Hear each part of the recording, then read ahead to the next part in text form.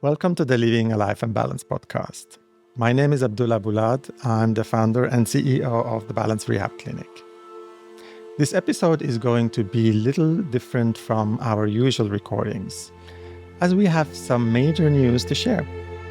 The Balance Hub in Mallorca has just been awarded the prestigious Iconic Award for Interior Architecture in Healthcare, an international recognition that celebrates visionary design, innovation, and excellence in spatial experience.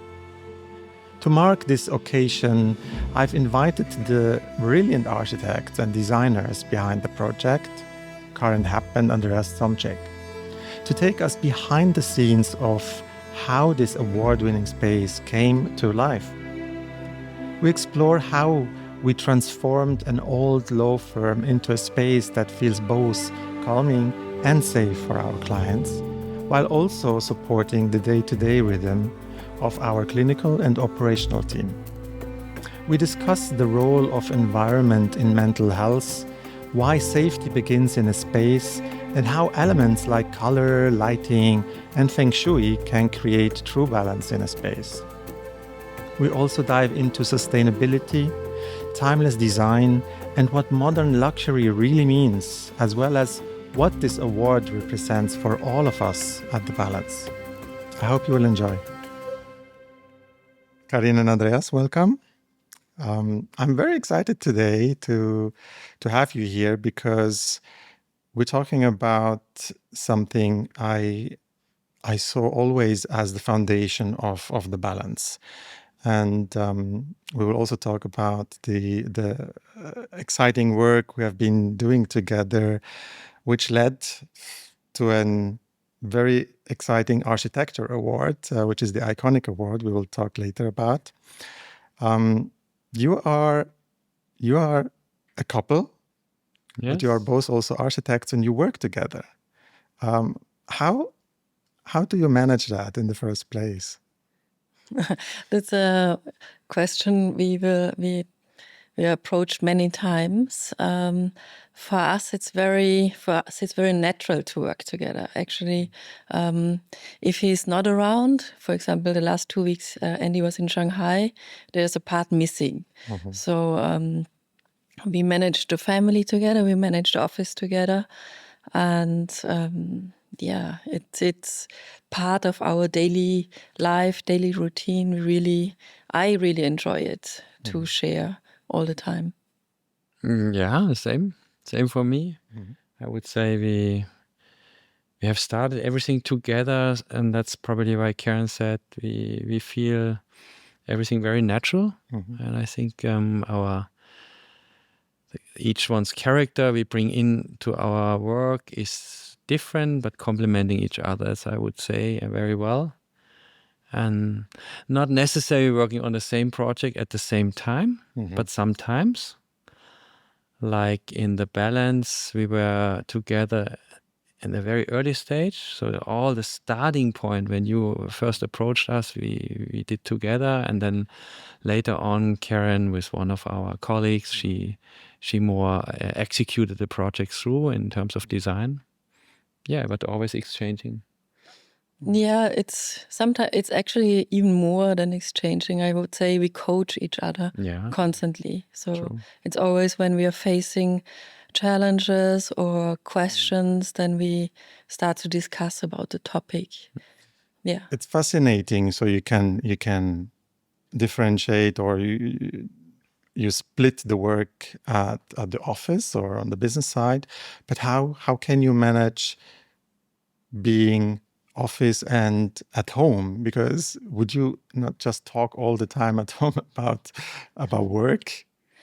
It's the Well, opposite, I would say. we sometimes do so, Mhm. but not so much about what is actually happening in the office. Yeah. More about architecture, trends, things we are interested in. So our children probably would say we talk a lot about architecture all the time, but not the office business. So we are used to have the office in the office, and then at home to be more relaxed and have a different focus. Yeah.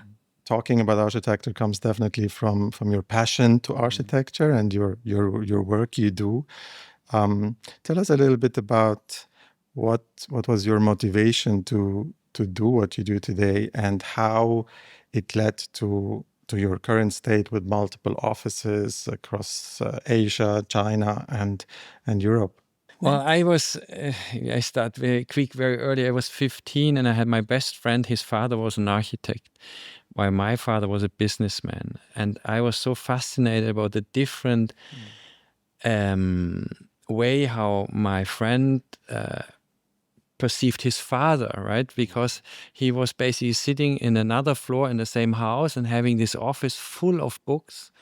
And the smell was so good. It was smell like all the wooden tables and this big machine at that time where the drawing machines.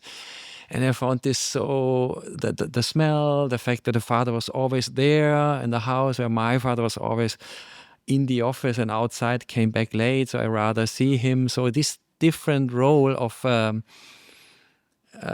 creative person or this different daily or a life circle, right? It's just a different way of spending your time. I was fascinated, and that was the starting point. I said, okay, I want to have the same job. That's what I'm looking for. That's a starting point. But yeah, my background is different. My parents, they have a company in construction. So my dad, he took me from very early stage. I always was on construction site. So sometimes I help him to take measures. And then I was fascinated by these houses. It's just the raw structure. What does it become then later? How does it look later? So in the beginning of the project, I went with him, and then at the end of the project, so how it is finished. And also the happiness of the people when they move in. So I was fascinated by this during my whole childhood. And then when it came to decide what to study, I was always in between medicine and architecture. I was very much interested actually in medicine as well. But then my teachers, they said I should study architecture because of my drawing, my math skills. And so I followed that. That's how I became an architect. Yeah. An architect with affinity for more how someone also lives in a space and not just creating spaces. Yeah, for me, the most important thing is actually the transformation of a space into a kind of upgraded space, which gives actually more comfort, which gives more beauty.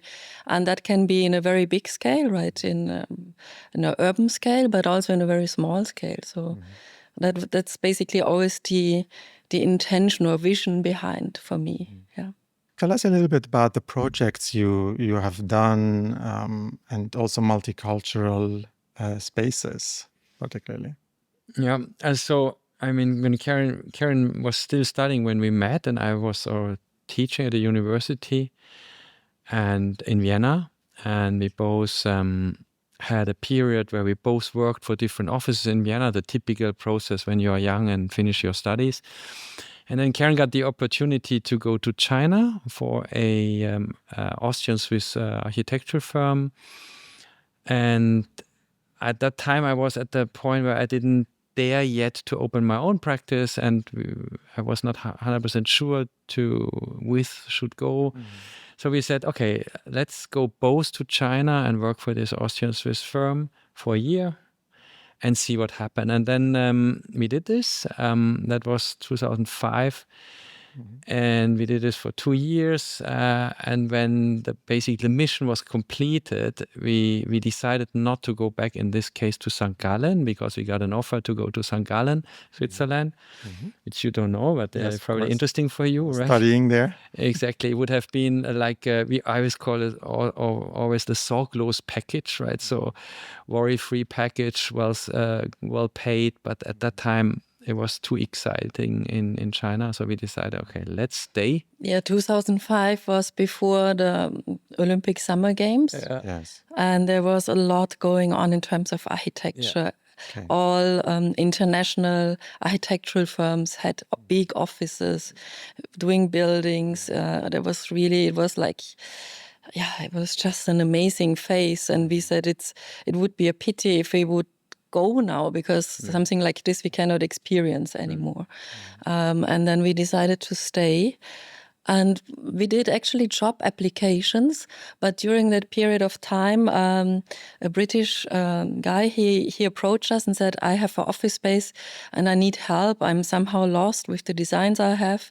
Can you help me with this? And then we started to do his project. And this is how we started to work, basically, first on a freelance base in China, and then later we founded our first company there. And that was basically our starting point to do mainly interior design, corporate interior design, also a little bit of architecture, but architecture in China is huge. So we did a small project like a school building. I mean, for Europe, it's not small, but for China, it is small.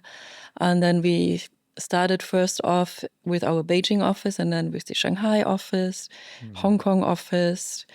And finally, we came to Mallorca through the COVID period. Yeah, that was exactly, yeah. Why Mallorca? Well, that's actually a personal decision we made because we have together also 3 children. They're all born in China, and we realized that we need to have a kind of family hub in Europe. We were looking on should we do something in Germany or in Austria. All the spaces we were looking at, our children never really felt comfortable. And then we were on a holiday here and we realized they feel totally comfortable here because you have a very international environment. There are people from everywhere from the world here on the island. That's very similar to our experience in Beijing. And then we said, okay, maybe it's a good decision to have here a property and to say, okay, we have kind of second home here in Mallorca. And then COVID made it our and then right? through COVID, it made it very quickly our permanent home. So in the beginning, we thought we will have a couple of years going forward and back, maybe spending the holidays here. But through this lockdown and not being able to travel, we moved the family completely here. And after 1 year or 1.5 years, we also started to have projects here on the island. The next office has come to life. Yeah, exactly. Yeah. And what about the projects you have been doing? For what type of companies or what type of projects have you done? So in China, when we started, we completely focused on the corporate level. So we had especially the European industry, German automotive industry. They were so happy to have someone speaking German to them, but knowing that I fully understand the Chinese culture, not cheating on them. So the typical thing of cultural trust, mutual understanding, what they need.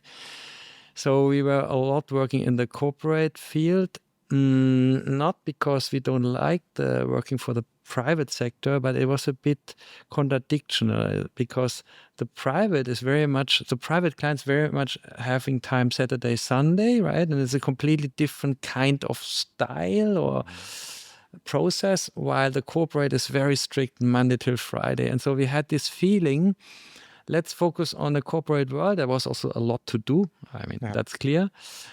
And only for very particular clients, which became friends, we said, okay, if you want, we do also your private house, your apartment. So it became something, and these were mainly C-level people, luxury homes, and it was more like a side business, but we didn't officially announce it at that time. While when we came to Mallorca, it was clear if we want to make business here, then it's the opposite, right? Mallorca is obviously not... The main focus is on corporate. The main focus is on private home. Apartment or houses doesn't matter too much, but it's all about living. And which, to be honest, I think Karin quite happy about it. And most of our staff is very happy about it because they really like it. It's more close to them to design for the privacy. I'm still a very corporate person. I love this regular processes, but in China basically was also on me doing all these residential projects. So I did this designs there. Also, I would say it was residential. We also did a hotel, very prestigious, very old building, 400-year-old building, refurbishment. And also a school, for example. So all these kinds of projects were basically more the field I was working in, while Andy was more focusing on the corporate world, automotive world, co-working spaces, offices, showrooms. It's quite a diverse activity you have been doing. Multi-regional, multi-branches, industries, and so on. And then we met when you were in Mallorca, because our children go together to the same school. To the same school. Exactly. Yeah. And then I found out what you do, and saw some of your projects, and I was at the same time looking for a new space. Didn't know how to call it. Is it an office? Is it a therapeutic space? Is it an hub for treatment? And but we figured it out together eventually, and it turned out very, very, very nice. Maybe I can give here some thoughts. What my motivation was. I always looked at the balance as someone pioneer in a field of providing therapeutic environments, not necessarily luxury, functional luxury, but space where someone can feel comfortable for both clients and employees, because we care about our employees as much as we care about the clients, and they affect each other both ways. So I found that space in Palma at Paseo Marítimo, which is the first sea line in Palma de Mallorca, overlooking the bay, as you know, the harbor. And the idea was to transform this space into something where client can come in and feel like a sense of release, a sense of comfort, a sense of where they can feel calm and open up also to a therapeutic process, whether they're families or they're themselves. But at the same time, it was also for me important to have a space for my employees to feel comfortable, to collaborate in a certain way, but to use the space multifunctional as well. I didn't want it to be just for that or just for that. So it should be flexible, used at the same time. So this was my initial understanding, and I think that's how I approached you to start the conversation. How was your understanding at that time? First of all, I like to say very often you meet clients like you just described, right? It's certainly we do pitches officially, and this is one part. But very often, if you do this kind of very specific project, and your project is quite specific, then it's better you have met accidentally or on the way, but differently, right? Not via a let's say corporate process. And I think this is because then the common sense you can feel quicker, right? You say, okay, this person is really interesting, and that was the case with you, right? Your story was interesting. You didn't know 100% what it should be, as you just described. Should it be an office or a therapeutic practice, or both? Should it be both? And we were certainly interested by working on such a task. And I remember also the first sketch, the layout sketch you gave us. I remember this very well, because for us, layout is the key. We are very value the importance of a layout. Where often people say, there's no difference. The most important is decoration, but it's the other way around. The layout really set the starting point of every project. And your sketch was nice, simple. I have also to say the space was already, how can I say, in a good shape, right? It was outdated, certainly 30 years old practice, but starting point was also good from, you selected an interesting space, right? Plus your sketch, and that was attracting us, I think, in your personality, certainly. Yeah, what I found interesting in the beginning of the project is, I had the feeling actually we have two clients. So we have you representing the balance, and then we have your customer, which we don't know, right? Yes. But the people actually who finally will go into this space and will have their own kind of experience and hopefully positive transformation towards healing. So my focus when we started to design basically was always this person, this imaginative person, like thinking if I would come into this space, what would I need? What kind of feeling do I have if I see this kind of environment? Is it good for me to walk in this way or walk in the other way? And when I start to meet staff, where do they come from? How do they approach me? Is it nice the way they approach me? So it all these kind of elements, they really made basically our layout very special because we created this flow when you come into the space, facing basically the logo wall, but at the same time having beautiful, nice, natural materials, and then turning into the space and opening up to this view towards the harbor. That was something I had very early in mind all the time. And then we had a lot of discussion of this overlaying the practice area and therapeutic rooms with the zone where we actually have the office, and also where we have the back kitchen, which is at the same time a pantry, but also should be suitable for a chef.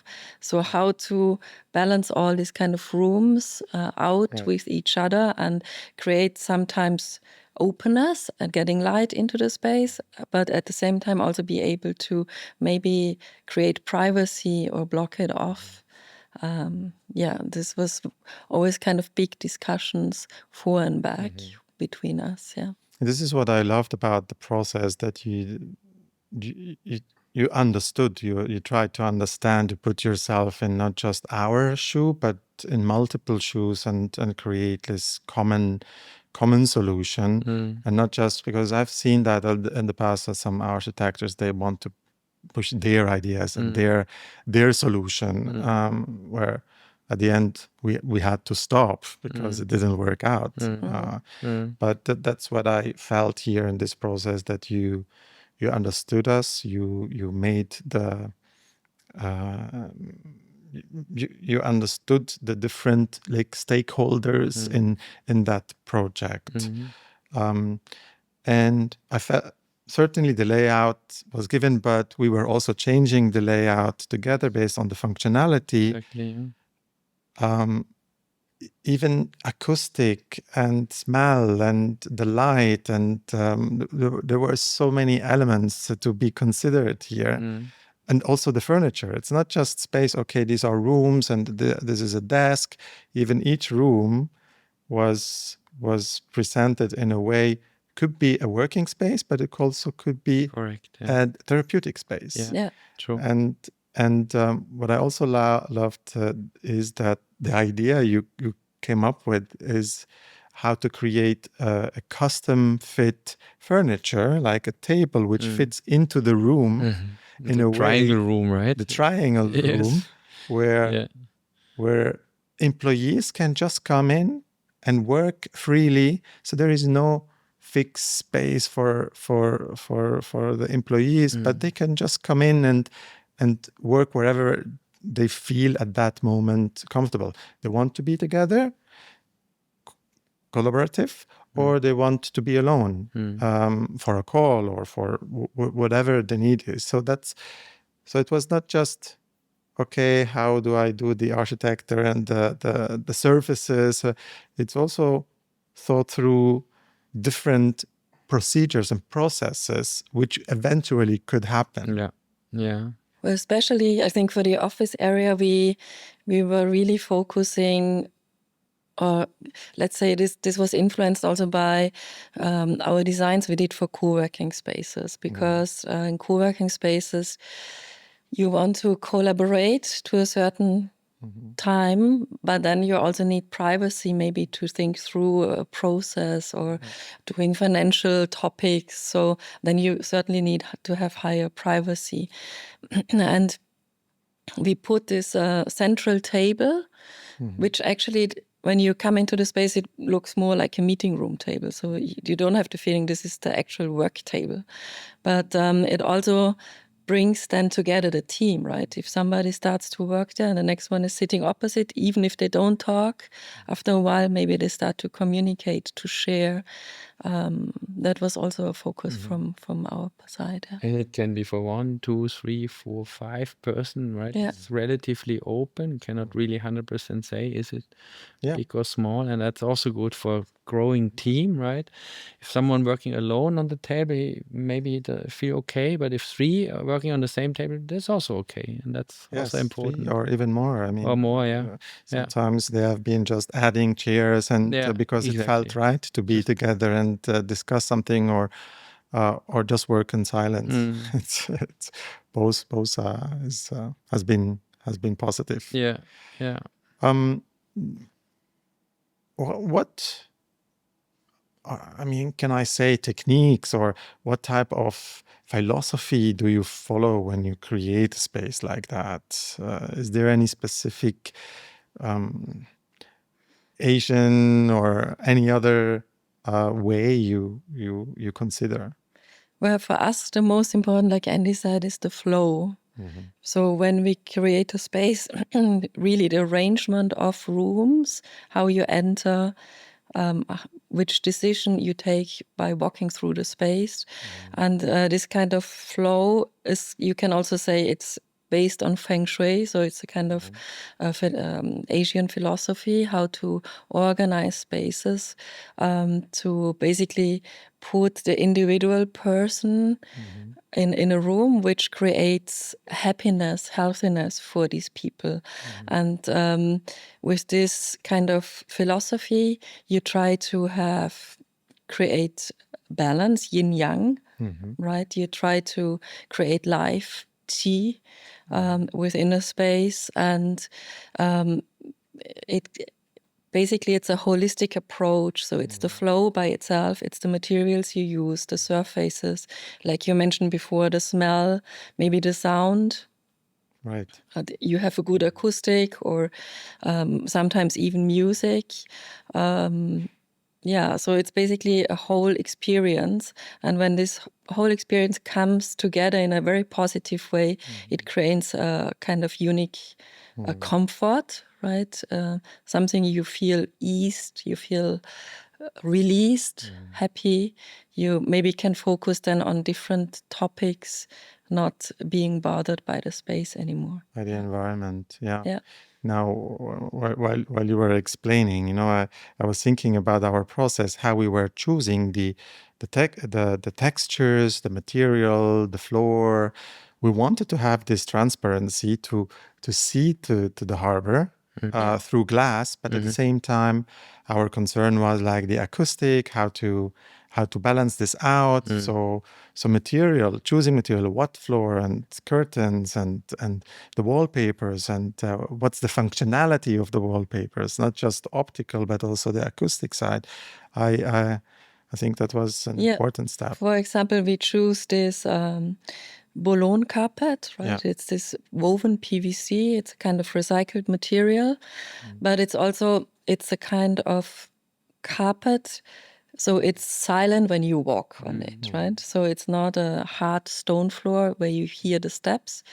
So it's a silent surface, but at the same time, it's also high hygienic, right?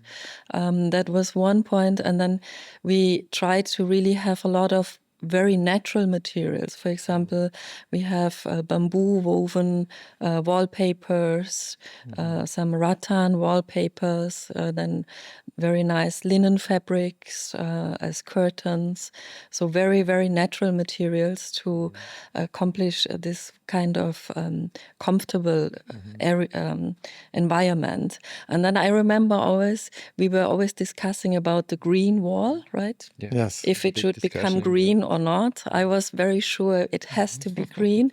You always brought it up again, and then we decided that each of these discussions, maybe green is good, but it was questioned a lot of times, and finally we did it in green, and I'm so happy that it came out so well. Or we had this discussion also internally. We were not 100% sure if the green is really right, but Karin was sure about it. And there's you won't find any black in this office, right, or in this practice. And this is something we very seldom use black. So that is, if you mentioned before, we have a lot of different type of projects realized throughout the years, but there is a kind of common sense. We don't like black too much because it's so hard. Right, so talking about yin yang, you need to balance it with white, and then the project very easy become very cold at the end because it's very metropolitan.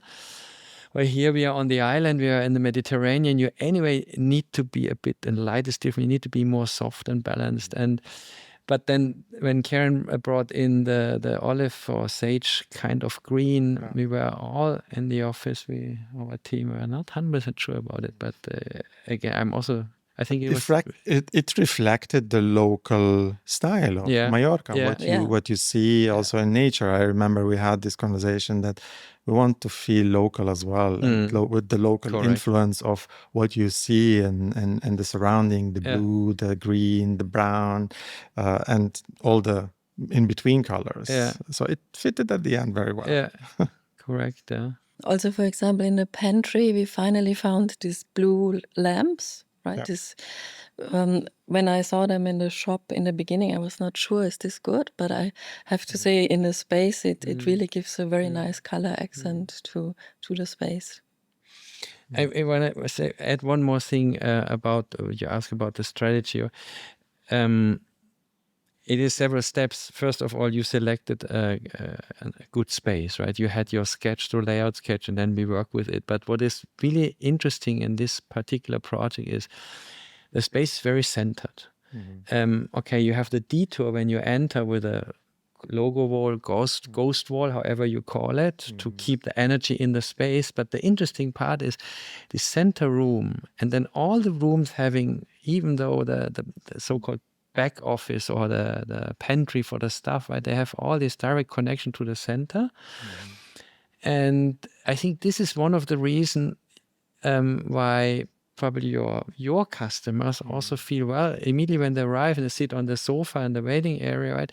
Because it's so centered, right? So the energy, the chi doesn't flow away. It remains. And I think this is probably create this sense of ease among your staff, but also among your customers. And it does. I can confirm that. Maybe we can talk also about the importance of mental health when creating space, because you started, you feel centered, but from your experience, what type of influence has an environment, a working or a living space in general on our mental health? We are not doctors, right? But I guess, and also from my own experience, our children's experience, when you bring them to the doctor, right, it has often something to do with fears or worries, right? So when you go to a treatment, okay, I need this treatment, but waiting for your appointment, waiting for the doctor, waiting for the results, this is all related to, for sure, worry, very often to fear, depending on the situation. So now coming in us as a designer, interior designer, now how can we create the best possible environment to lower this to a minimum, right? There's certainly the doctor has to have the right kind of speech to the patients. And as I said, I think a space needs to be somehow modest, right? Needs to be humble, needs to not create surprises you need in retail, right? But you don't need it in these kind of designing for health. You need to be ideally keep the energy in the room, right? Be centered. Don't create maybe a low contrast, I would say. Talking about materials, we talked about colors, but in general, if you create a high contrast, it's more nervous, right? The colors or the different dark and bright tones fighting with each other. So if you make this all turned down and more mellow, then automatically you create more ease via the interior design. I think that's something how I would see it. Yeah, when we design these talk rooms, right, for each of the patients, and we also have a family talk room, I think one of the very important things is how private can you get within the space. So, for example, that's also a big discussion we had. It's open to the center space, so when you come in, you feel release because it's an open space where you also can see outside, you can see the sea, you can get the light in. But then when it really comes to your personal talk about yourself, about your problems, in that moment actually you would like to have maximum privacy. Yes. And so we for example integrated the curtain to be able to close off the space at that time, and also to have a very nice wallpaper, a very comfortable chair to sit on. Two options actually. The patient could sit on the sofa or you could sit on the lounge chair. So this kind of creating a very small and private space suddenly where you can have a talk with only with your doctor and yourself. And your most close persons, right? And in this room, we only have very tuned colors, beige tones, very light green tone. Yeah, and also a good acoustic on the ceiling and on the floor. Absolutely. And then I also, it reflects completely what our philosophy is. A client needs to feel safe in the first place, and privacy is key for that. Not just the public privacy, but also in a small space where he sits and where he can open up. I mean, you couldn't just sit on a terrace and talk. You wouldn't feel contained and safe enough to do so. I remember also just this discussion went through even what type of painting do we take and what type of colors, and they shouldn't, or also the light, and because they shouldn't be creating any type of emotions, because we work with sometimes highly traumatized patients, and they need to feel calm and cared about, and the space shouldn't add or be a stressful factor here. So this combination of colors, textures, painting, all comes together to feel that safety, because at the end it works on the nervous system, and this is something passive. It's not something we realize, oh no, I like this painting or I don't like it. That you can say that, but it's also, is the air condition running? Is it loud? Is it noisy or not? If we are exposed to a noise all the time for hours or weeks or years, it affects our nervous system. So we discussed that, we looked into that. The noise was very important. The details are very important, so they can be subtle and not creating too much uplifting, unwanted emotions. It also needs the client to be ready for that, because very often the client might have the understanding, okay, we need to have good acoustics. Let's take the acoustic as an example.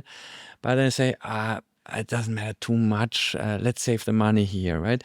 Sometimes things which cannot be seen, money gets easily saved, right? Or for instance, a rug. Why you have another rug on top, or you have already a floor, you don't need the rug, right?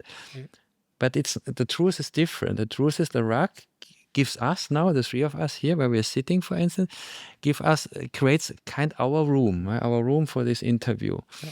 In the same time, it's a soft material and help us to buffer our voices, right? So there's a lot of small things where you can easily say, okay, I don't do it, I don't need it. But in fact, if you have it, you reach a much higher level of comfort. And you can feel it sometimes, but many people can maybe not name it, but they feel it. You feel it later, that's the ideal, right? And then you know it. If you can trust the architect, or you know already before, that's even better. Yeah, sure.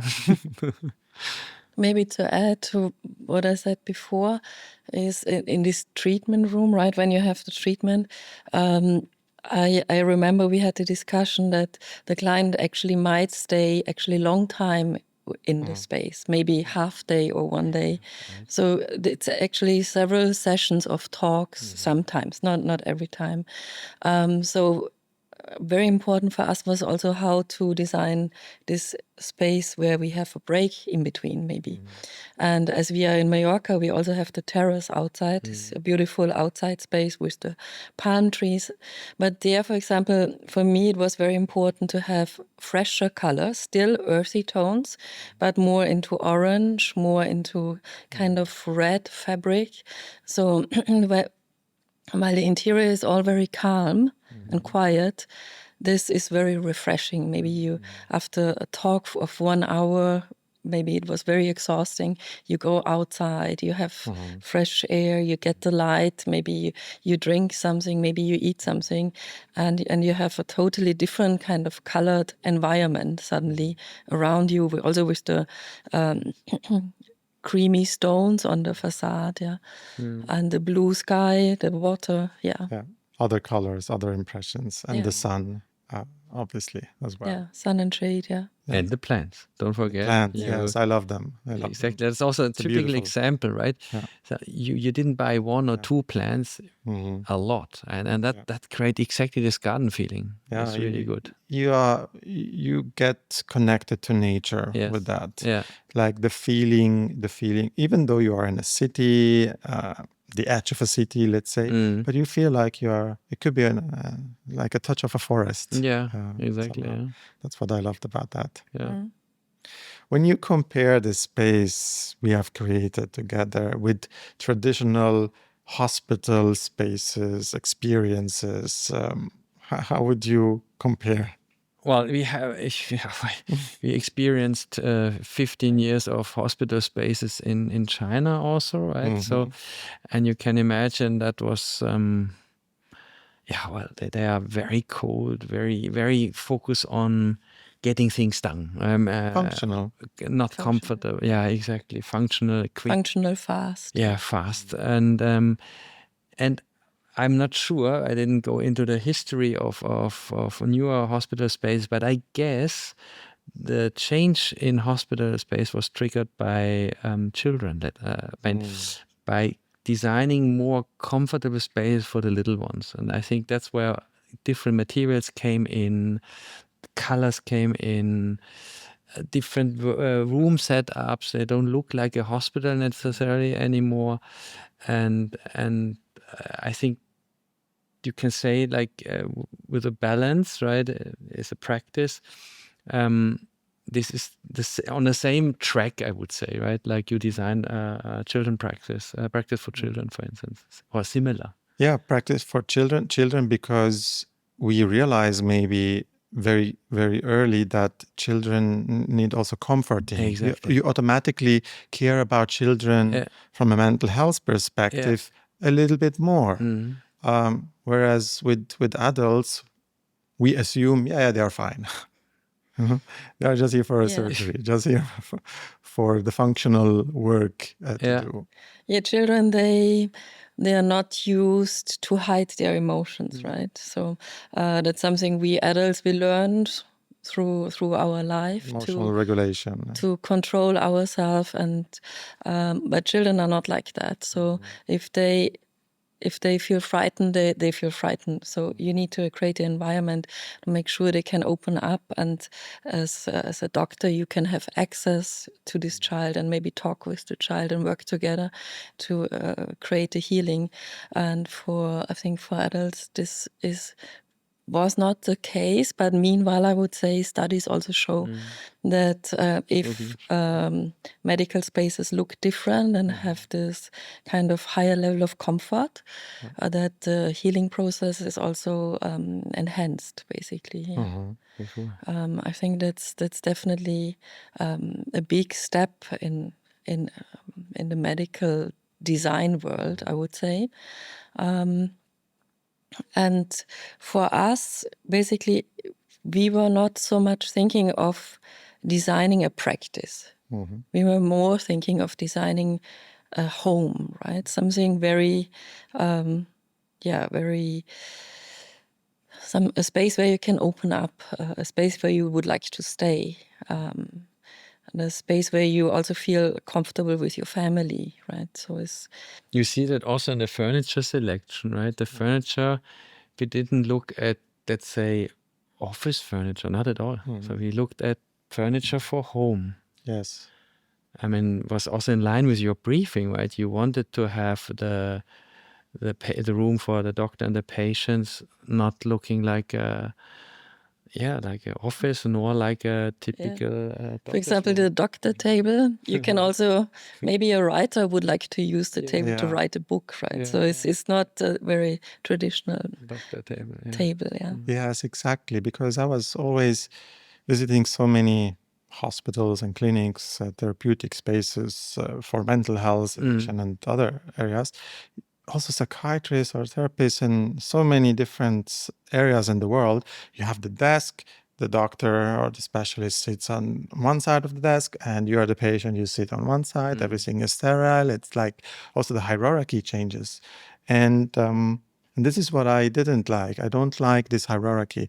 When you sit in a lounge, you give option to the client. Where do you want to sit? Also, not this tradition what you see in TV. Yeah, you lie on a bench and I write what you're telling me about yourself. It's more a collaborative space which is needed in today's mental health treatment, and this is where the balance stands for. We want a collaboration. We don't want this hierarchy. We tell you what you have to do. We want to listen and adapt to the individual needs.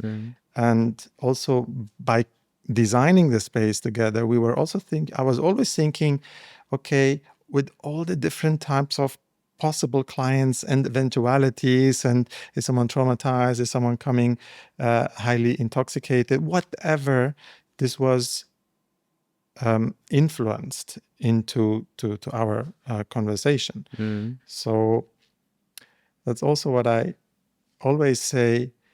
It depends also who. I mean, high executive people, a CEO, a celebrity, or beside the privacy and feeling safe, which everyone needs, if you are used to luxury hotels or a comfortable environment living at home, how would you feel if you are just put in a small sterile room and you're expected to heal? Yeah, but I think the luxury, right? The definition of luxury, obviously, there's different kind of definitions, right? There's this luxury, the bling bling, let's say, right? The opulent luxury, talking about 5-star famous hotels. Everything is opulent, it's golden, it's blinky, or diamonds, or you can also in the car industry, you see these cars, right? Yes.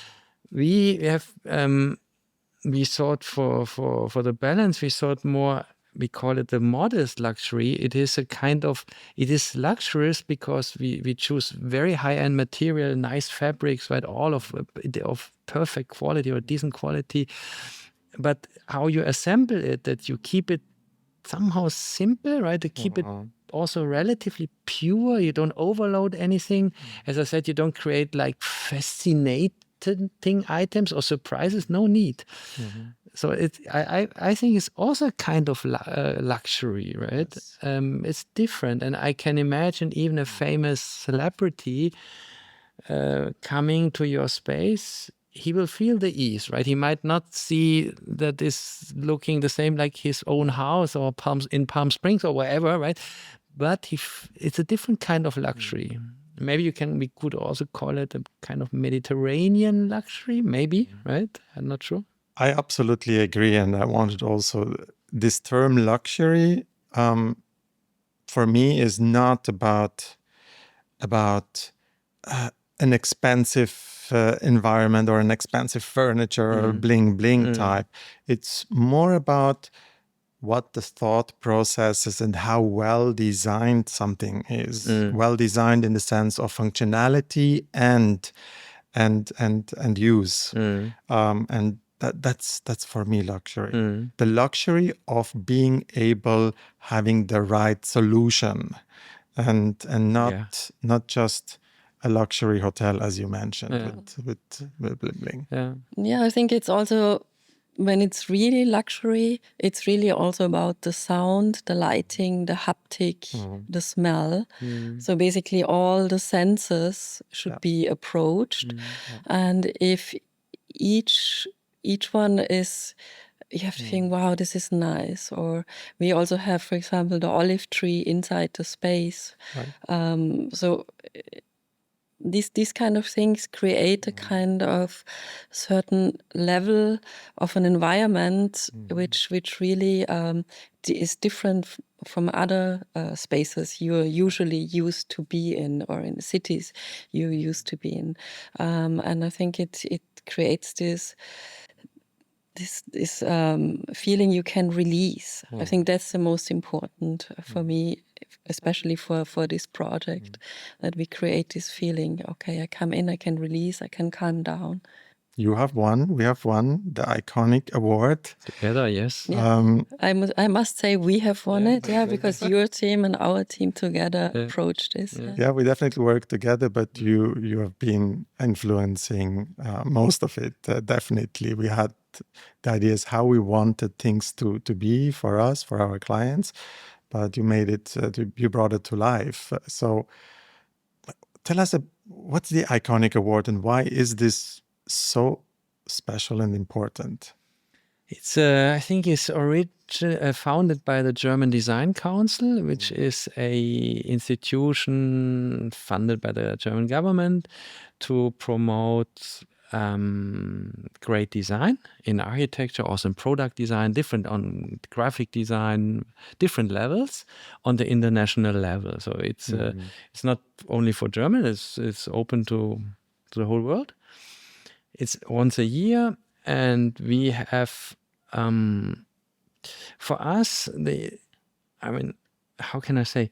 We never had a kind of business developer or different business development department. We just do our job, and then hopefully client is happy and recommend us to other friends, clients, etc. So, but we recognize maybe handing in our project to awards is helping us to not only to promote the quality of the outcome of our project, but also certainly internally for our staff, right? It's also rewarding. So it's different levels, right? And for the clients as well. We have even clients, meanwhile, they know that we have won the iconic award or German Design Award or Red Dot Award several times. They ask us, but can my project also get an award? Which is certainly cannot predict, right? But then, but for the balance, the project was interesting for us because most of our awarded projects in the last decade or last 10 years were made in China. And it's the first award we made in Europe. And that's why we are so proud of it. As also the first time we handed in a project for healthcare under the label healthcare. And when we handed in the project, we had the feeling probably we have no chance because it's too small, right? You compete against hospitals, for instance, could be, right? Do we have a chance? Maybe not. But obviously, and that's I think that's nice that the jury recognized it, right? They recognized the quality we were just talking about, even it's a small project and it's in Spain, right? So, yeah, for us, we're just proud, right? Yeah, we're very proud it's good. of being a winner Yeah. in this category. Yeah, super. Yeah, but I would say I would dedicate it basically to our teams. Yeah, our team and your team. It was really a great achievement. Yeah. Definitely, thank you. Thanks to all of them, certainly who was participating and working hard, because I know it needed to be also in a specific Quickly. period of time, Exactly, because we not had a too much certain time. deadline. Yeah, So yeah. it was a great effort of everyone involved, and I'm also very, very, very happy and proud about not just the results, but also how everyone was also positive, working towards this goal and the process. Yeah, I still remember the opening event. Yeah. That was really a remarkable moment, because the day before we were still like assembling things, cleaning, organizing things, and then we were like, oh, that's maybe not happening, everything on time, but finally we did it. And yeah, the space is just amazing. So every time I go back to the space, I'm super happy to see it. And yeah, it has a certain level of magic, I have to say. Yeah, it's really very nice. Yes, it does. I can definitely confirm that again and again. And now after a while, being and working there, going in and out, so it always feels good. It always feels good when I enter. It's like just a refreshing arriving somehow. And I would say goal accomplished. And hopefully it has inspired the balance. This process of creating that space has inspired the balance to implement that across different facilities we have. So we will definitely look into more how we can implement this further, and also we're working towards other locations other than just Mallorca, and so we will have conversations about how we could possibly implement that in other countries as well. That sounds good. Sounds good. Yes. Nice. Yeah.